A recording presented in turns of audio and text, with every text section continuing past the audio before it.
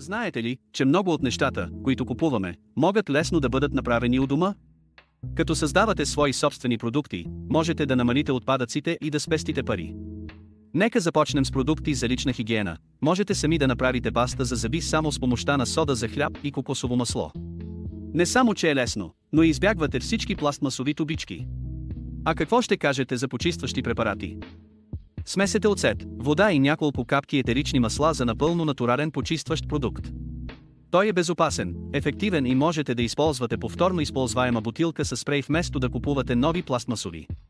Ако обичате да готвите, опитайте да си приготвяте сами закуски. Например, можете да направите енергийни блокчета или гранола с овесени ядки, мед и любимите ви ядки.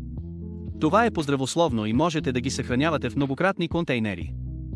Друго забавно, направи си сам начинание е изработването на повторно използваеми кърпи с пчелен восък.